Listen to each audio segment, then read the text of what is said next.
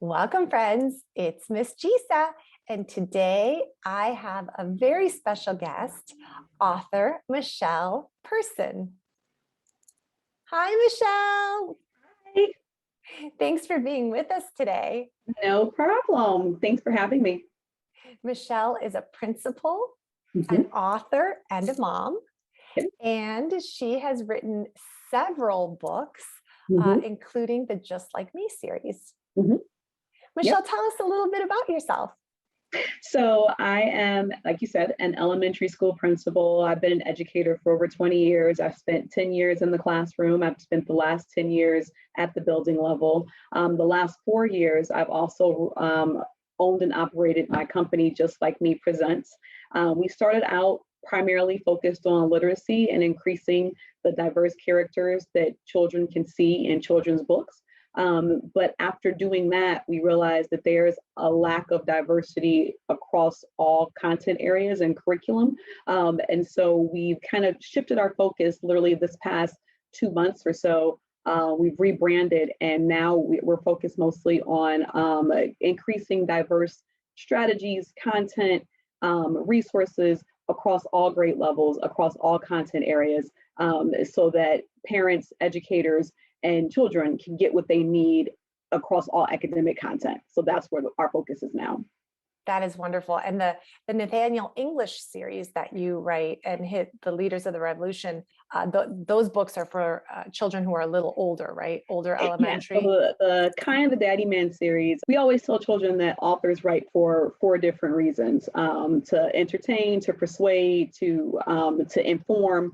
And so for me, when I started, my goal was just to entertain. So the kind of the Daddyman books, that's the first series, was just to entertain and give kids a fun book where they could open the pages and see characters that look like them. But being that I'm an educator, I made the decision that, well, I kind of need to use my platform for a little bit more than chuckles. So I started the Nathaniel English series because I wanted to inform. And so the Nathaniel English series is for kids who are a little bit older, probably 3rd to 5th grade. And those stories focus on biographies, stories and history that we don't often see in school. And Leaders of the Revolution, which is one of our bestsellers, focuses on the Haitian Revolution, which was the most successful slave revolt in the Western world, told against the backdrop of a 3rd grader who wants to revolutionize what they get served in the cafeteria. So, Love that. So putting it in context so that it can be related to by kids today, but teaching very important lessons. Yes, yes. And, most of us didn't get that history growing up. So it's really important, and it's great, like historical fiction, Yeah. bringing it into today's, today's context. Mm-hmm. Tell us a little bit about what inspired your Just Like Me series. It started really randomly. So my youngest daughter, her dad, we lived about 3 hours apart. And he was very concerned that he wasn't going to have an active role, that she wasn't going to know who he was. And I said, no, you're her dad. She's going to know you no matter what. It doesn't matter how far apart you live. We live in the same city, in the same house now, but we didn't at first. And so I wrote the book as a gift for him, to show him that it didn't matter how far apart we were, that he was going to be her Daddyman, her hero. And after I wrote it, shared it with a few other people, my brother-in-law actually is a librarian, and he made the comment that, this is great, especially since he gave the stat back, that there were, I think something like 7% of books that showed diverse characters. And ironically, being an educator, it wasn't really something that I thought a lot about. But once my brother-in-law made that comment, I did my research, and he was so right. And then I began reflecting on the books that I read when I was little: Sweet Valley Twins, Babysitter's Club, Nancy Drew. Clearly. Like, I love all those authors. I love all those series. Like, I reread them and over again. But there were no, Black characters. There were no, so after I had that aha moment, I decided that I needed to start something to fix that. And that's where Just Like Me came from. Do you have a favorite author that you enjoyed as a child that inspired you Oh to yes, become an author? Judy Blume. Judy Blume was a favorite, and Beverly Clearly. They were my two favorites. Definitely, I have. I think after I graduated college and I was moving into my first apartment, I finally got rid of like the stack of Judy Blume books that I had somewhere in a trunk. But yeah, those are my two favorite authors when I was younger. I read everything they had. And do you have any advice for our little readers and writers who may want to become authors? Definitely never let anyone tell you that you can't do it. That's the first biggest piece of information.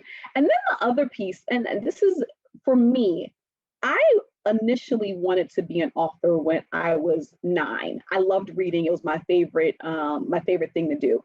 And I got discouraged because I wasn't a good typer. And when you're handwriting things, your hand starts to hurt. And Yep. so I kind of stopped writing. I would keep the stories in my head. I would think about them and I would flesh them out. But I got tired of writing them down, and I wasn't a very good typer. And so they just kind of stayed up there, locked up. There are tons and tons and tons of ways to get your ideas out of your head. And so I would say my second piece of advice is be creative and get those ideas out of your head. If you're not a good typer, I'm sure there's a video recorder on your phone. Take your phone and say your stories into your phone, and you can figure out the rest later. Have somebody type your stories for you. Act out your stories and record yourself acting out your stories. Get your ideas out of your head and into some medium. So that's my second piece of advice for young authors. Wonderful pieces of advice. When we spoke briefly, you mentioned that the need is not for diverse representation, but for culturally responsive curriculum. Can you talk a little deeper about this? But I try to make sure that as a teacher leader and parents and someone who goes and speaks to different organizations, children are hardwired to enjoy or receive information that they can relate to. Not to say that they can't relate to other information, because they can, but initially, if you want a child to be able to soak in and take in the classics, Othello and Romeo and Juliet and those types of things, you've got to first meet them where they are. And in a lot of cases across the board, we're talking math, science, social studies, reading across the board, where a lot of our kids are is different than where traditional education says they should be. And that's because traditional education was formulated and created by people who don't look like a lot of the children who are sitting in public schools right now. Yes. So they have created a model for what you should be ready to receive when you walk in the door, completely not taking into account the world that the children are coming from when they come sit in this big, huge brick building that's been created without them in mind. It's been created with the goal to educate, but educate a specific type of child from a specific type of background with a specific understanding of the world. And so everything in that gets poured into them one way. Yes. So the need for culturally responsive content and curriculum and teaching strategies is just understanding and respecting that the people who are coming into the building might not come with the same tools or readiness or preparedness or experiences, essentially, that the school was initially built for. So you have to tweak how you present the information so that they can access it too. Once you tweak the information, they can access it just as well, and they can apply it, and they can synthesize it and create, and they can appreciate the things that you are trying to teach them. I used to tell people all the time, like, I remember my very first year teaching, I loved Harry Potter. Harry Potter had just come out, and I wanted my kids to read Harry Potter, but they couldn't read it. Harry Potter, I taught fourth grade, mind you. I taught fourth grade. Harry Potter is written to be read fourth, fifth grade level. Taught fourth grade, my kids could not read it. They were 2, 3 grade levels behind. So but they love the fantasy of it. They love the magic. So I just made it a read aloud. I read it to them. And what I find is that, but now some of them couldn't relate. They where is England? what's a tube station? What's Right. a platform? Yeah. What do you mean he lives under the cupboard? Like what is all these things they didn't have. So I had to often you have to stop and build up that background knowledge so Yeah. that you can explain it so that they can make a bridge and cross over to that information. The best example, one of the authors that I work with in Just Like Me books, she created a fantasy series. And I love her fantasy series. It's about a young girl who lives in Africa and her living in and she has powers, and she has to use her powers to save her tribe. And she does so, initially against her father's wishes, and she's kind of rebellious. And I'm reading the story and I'm thinking, my kids can relate to this. It's simple, it's hand-to-hand combat, it's things they've heard of before, it's a culture, it's a community that they're familiar with.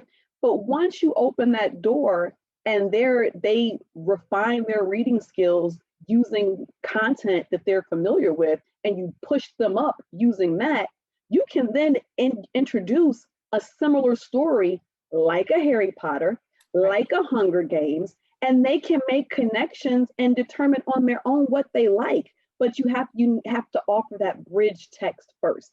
And so that's kind of what we do, what we're doing right now is we're trying to create content. If there's not any, make connections with different people who do make the different content, so we can create that bridge content and train people on how to connect the traditional with where the kids are that you're actually teaching and make those connections. So that's what Just Like Me Presents is doing. We're and it's not just content, it's teaching strategies, it's resources made available, it's supports that you need to have made available. All of that is part of culturally responsive teaching. And that's what we do. It's the whole package. It sounds really nice and well-rounded. And what grades will that curriculum cover? So the one curriculum specifically that we've created, Meanwhile in Africa, and it just launched actually a couple weeks ago, it's specifically for children in grades K-5. And that was done intentionally because what we find is that a lot of the culturally responsive content, when you get to middle school and high school, you can kind of find some stuff. It's maybe a little boring. It might be a little bit dense, but it is very, very difficult to find rich, engaging, specific, culturally responsive content for children in grades K-5. If you find something, it usually is very fluffy. It's very lots of pictures, lots of the coloring pages, and not a lot of content. And so we created a program that gives some real depth, but also respects the fact that a 5-year-old needs to do different activities than a 10-year-old, and vice versa than a 13-year-old. So we made the content accessible to them at their grade level where they are, but also made it significantly enriching so that they're actually learning, and because that was important. Yeah, absolutely.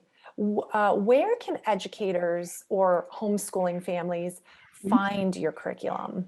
So we have a couple of programs, and they are all housed on our Just Like Me Presents website. Okay. So if you go to www.justlikemepresents.com, you'll find we have a math program, we have the social studies program, we have our books. I write 2 specific types of books. I'm very specific about, I believe Simon Cowell and Sing What You Know, I write what I know.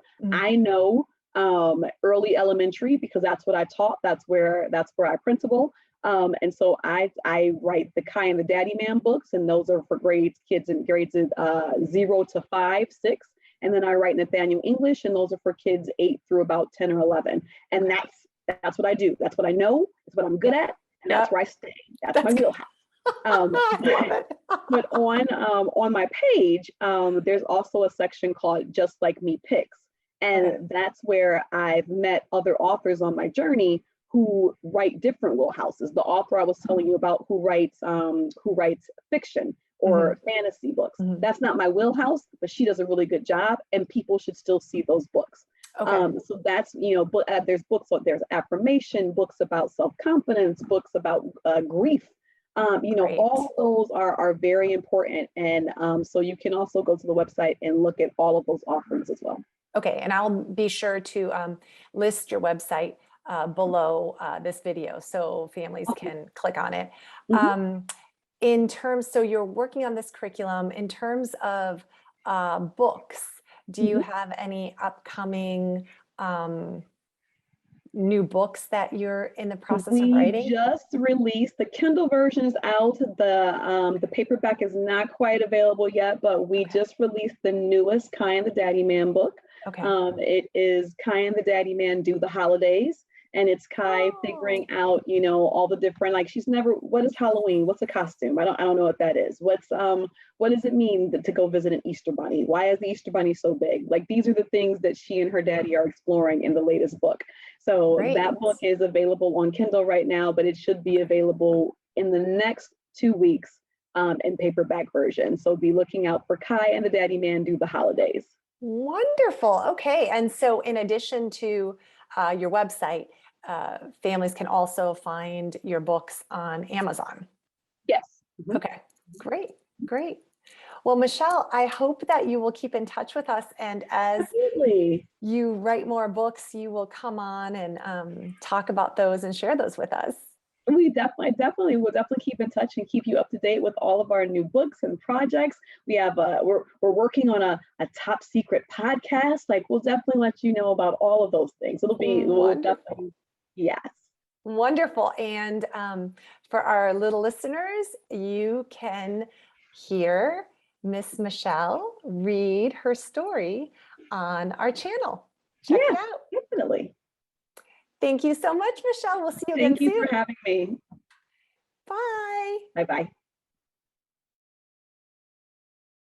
Thank you for joining me today. Remember to like and subscribe to support our channel.